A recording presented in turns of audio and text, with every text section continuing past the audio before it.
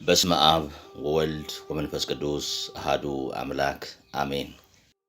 በዓለማችን ላይ ክፋት እንደ ሰደድ እሳት እየተስፋፋ ጥላቻና ቂም የሰዎችን ልብ እየገዛ ባለበት በዚህ ዘመን የሰው ልጅ መፍትሄ ፍለጋ ብዙ ይባዝናል። ነገር ግን ትልቁ መፍትሄ የሚገኘው በቀላልና ጥልቅ በሆነው በወርቃማው ሕግ ውስጥ ነው። በሉቃስ ወንጌል ምዕራፍ 6 ቁጥር 31 ላይ እንዲህ የሚል ቃል እናገኛለን። ሰዎች ሊያደርጉላችሁ የምትወዱትን እናንተም እንዲሁ አድርጉላቸው።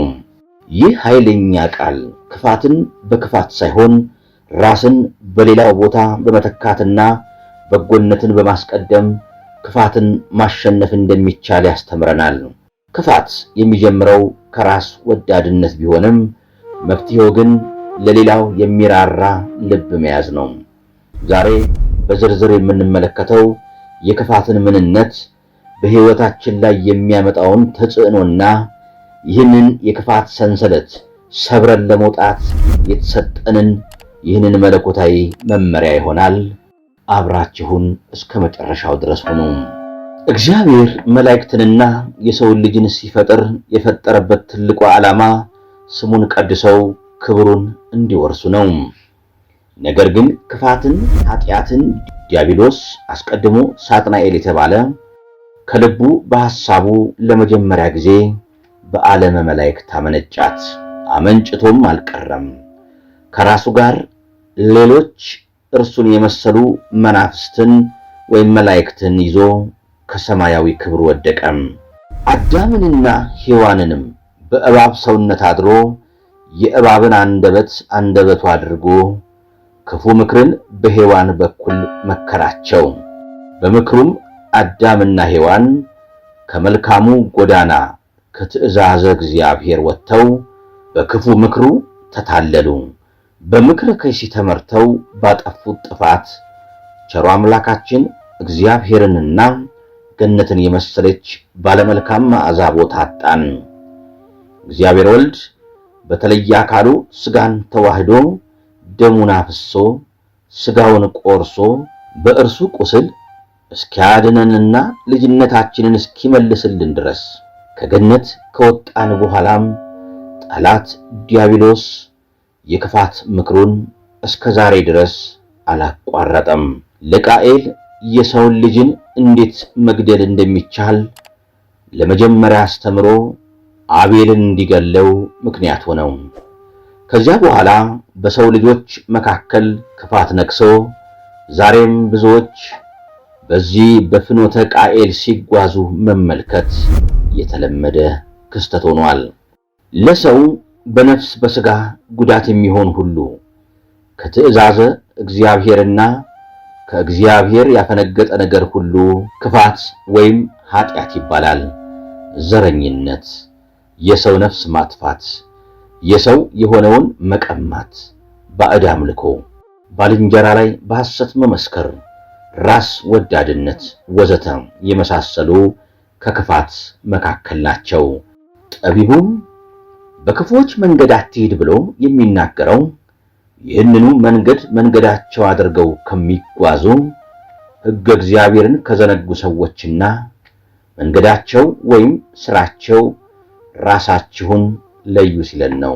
መንገዳቸው ከፍኖተ ክርስቶስ፣ ከፍኖተ ቅድስት ድንግል ማርያም፣ ከፍኖተ መስቀልና ከፍኖተ ቅዱሳን ከወጣ ወይም ከተለየ ሰዎችና ግብራቸው ተጠንቀቁ ሲል ነው። ንጉሥ እስራኤል ቅዱስ ዳዊትም በዚህ መንገድ ያልሄደን ሰው ምስጉን ነው፣ በዝንጉዎች ምክር ያልሄደ፣ በኃጢአተኞችም መንገድ ያልቆመ፣ በዋዘኞችም ወንበር ያልተቀመጠ ሰው በማለት ያመሰግናል። ብርሃነ ዓለም ሐዋርያው ቅዱስ ጳውሎስም ለተሰሎንቄ ሰዎች በላከው በመጀመሪያ መልእክቱ ወንድሞቻችን እንማልዳችኋለን፣ ያለ ሥርዓት የሚሄዱትንም ገስጿቸው በማለት ከሥርዓተ ቤተ ክርስቲያን የወጣ መንገድ ተግሳጽ የሚገባው እንደሆነ ይነግረናል። ክፋት ወይም ኃጢአት እግዚአብሔርን ያሳጣል። እግዚአብሔርን ያጣ ሰው ደግሞ የሞት ሞትን የነፍስ ሞትን ይሞታል። ፍርዱም ለዘላለም ነው። በነቢዩ ሕዝቅኤል አድሮ ክፋት ስለምትሰራ ነፍስ እግዚአብሔር እንዲህ ይላል፣ ኃጢአት የምትሰራ ነፍስ እርሷ ትሞታለች። እንግዲህ ትልቁ ሞት የነፍስ ከእግዚአብሔር መለየት ነውና አሁንም ሁላችሁ ከክፉ መንገዳችሁ ተመለሱ የሚለውን የነቢዩን ቃል ሰምተን ከክፋት ጎዳና ልንመለስና የጽድቅን ሥራ ልንሰራ ይገባል። ክፋት ከመንግሥተ እግዚአብሔር ወይም መንግሥተ ሰማያት ይለያል። አስቀድሞ የተፈጠርንበትን ዓላማ ስሙን ቀድሰን መንግሥቱን ወይም መንግሥተ ሰማያትን እንድንወርስ ነው። ነገር ግን በክፉዎች መንገድ የምንመላለስና ክፋትን የምናደርግ ከሆነ ከመንግሥቱ እንለያለን። ብርሃነ ዓለም ሐዋርያው ቅዱስ ጳውሎስም በኤፌሶን መልእክቱ ሴሰኛ ወይም ኃጢአተኛ ወይም ቀማኛ ወይም ጣዖትን የሚያመልክ ሁሉ በእግዚአብሔር ልጅ በክርስቶስ መንግሥት ዕድል ፈንታ እንደሌለው ይህንን እወቁ። ኤፌሶን 5 ቁጥር 5። ስለዚህ እንደ አምስቱ ሰነፎች ደናግል ሳንሆን እንደ ብልሆቹ ደናግል መብራትና ዘይታችንን የክፋት መንገድ ያልሆነ በጎ ምግባርን አዘጋጅተን ሙሽራውን ልንቀበል ንቁ መሆን ይጠበቅብናል። ክፋት ከሰውነት ያጎላል። የሰው ልጅ አምሳለ ሥላሴ የተፈጠረ ክቡር ፍጡር ነው። ሰው እግዚአብሔር ወልድ አምላክ በተለየ አካሉ ሥጋውን የተዋሃደለት ድንቅ ፍጥረት ነው።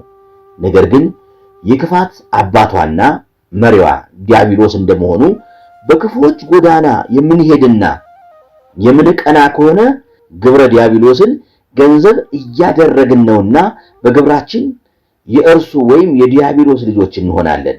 እንግዲህ እንደተወደዱ ልጆች እግዚአብሔርን ምሰሉ፣ እኔ ክርስቶስን እንደምመስለው እናንተም እኔን ምሰሉ የሚለውን የሐዋርያውን ቃል ሰምተን የሥላሴ ሥራ የሆነውን ሰውነታችንን በክፉዎች ጎዳና ባለመጓዝ ልናከብር ልንጠብቅ ይገባል። ክፋት ያቅበዘብዛል፣ ከእግዚአብሔር ይለያልና የህሊናን ዕረፍት ይነሳል። የመጀመሪያው ነፍሰ ገዳይ የነበረ ቃኤል የአቤልን ነፍስ ባጠፋ ጊዜ እግዚአብሔር አምላክ እንዲህ ነበር ያለው፣ በምድር ላይ ኮብላይና ተቅበዝባዥ ትሆናለህ። ዘፍጥረት 1 ቁጥር 12። ጠቢቡም በተግሳጽ መጽሐፉ ስለ ክፉ ሰው ሲናገር እንዲህ ይላል፣ ኃጥእ ማንም ሳያሳድደው ይሸሻል ይለናል። ክፋት ወይም ኃጢአት ከእግዚአብሔር የሚለየን እኩይ ተግባር መሆኑን ተገንዝበን በቀናው ጎዳና በትእዛዘ እግዚአብሔርና ሕገ እግዚአብሔር እየተመራን ለመንግሥቱ የሚያበቃንን መልካም ፍሬ ልናፈራ ይገባል።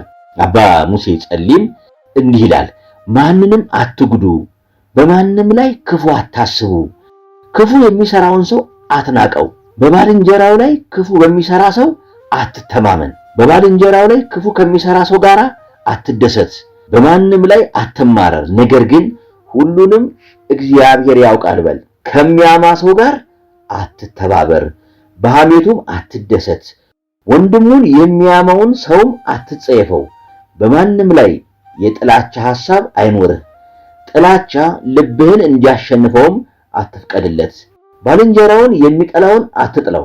እግዚአብሔር አምላክ የኛን በክፉ መንገድ ተጉዘን መጥፋት አይፈልግምና እግዚአብሔር አምላክ የእኛን በክፉ መንገድ ተጉዘን መጥፋትን አይፈልግምና እንዲህ ይላል፣ ሰው ጻድቅ ቢሆን ፍርድንና ቅን ነገርንም ቢያደርግ በተራራም ላይ ባይበላ ዓይኖቹንም ወደ እስራኤል ቤት ጣዖታት ባያነሳ የባልንጀራውን ሚስት ባያረክስ አደፍም ወደ የሌለባት ሴት ባይቀርብ ሰውንም ባያስጨንቅ ለባለ ዕዳም መያዣውን ቢመልስ ፈጽሞም ባይቀማ ከእንጀራውም ለተራበ ቢሰጥ የተራቆተውንም ከልብሱ ቢያለብስ በአራጣ ባያበድር አትርፎም ባይወስድ እጁንም ከኃጢአት ቢመልስ በሰውና በሰው መካከልም የእውነትን ፍርድ ቢፈርድ በትእዛዜም ቢሄድ እውነትንም ለማድረግ ፍርዱን ቢጠብቅ እርሱ ጻድቅ ነው፣ ፈጽሞ በሕይወት ይኖራል። ሕዝቅኤል ምዕራፍ 18 ከቁጥር 5 እስከ 9። ጥሪውን ሰምተን ከክፉ ጎዳና ተለይተንና በጎ ምግባር ሰርተን ለመንግሥቱ እንድንበቃ ዘንድ ፈቃዱ ይሁንልን።